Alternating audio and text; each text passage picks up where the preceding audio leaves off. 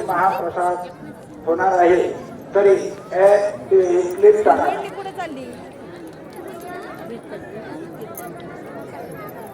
नमस्कार।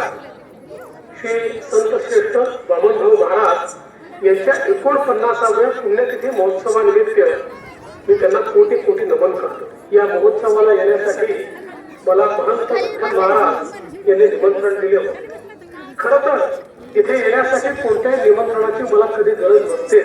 संत वामनभाऊ महाराज यांच्या पुण्यतिथी निमित्त पुष्पवृष्टी करण्यात मला नेहमीच आनंद येतो।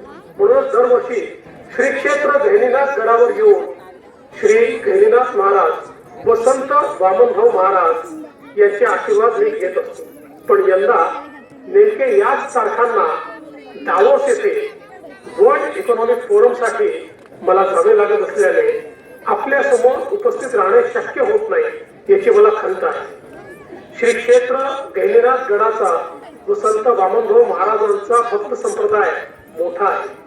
संत वामनभाऊ महाराज एक सिद्ध पुरुष म्हणून भक्तगणात ओळखले जातात। वारकरी संप्रदायात संत वामनभाऊ यांचे योगदान मोठे आहे। त्यांनी समाजाला अंधश्रद्धेपासून दूर राहण्याची शिकवण देऊन शिक्षण हे महत्वाचे असल्याचा संदेश दिला। समता, बंधुता व सामाजिक समरसता निर्माण करण्यासाठी त्यांनी प्रयत्न केला। या गडावर प्रतिमासिक एकादशीला सर्व समाजाचे लोक दिंड्या घेऊन येतात।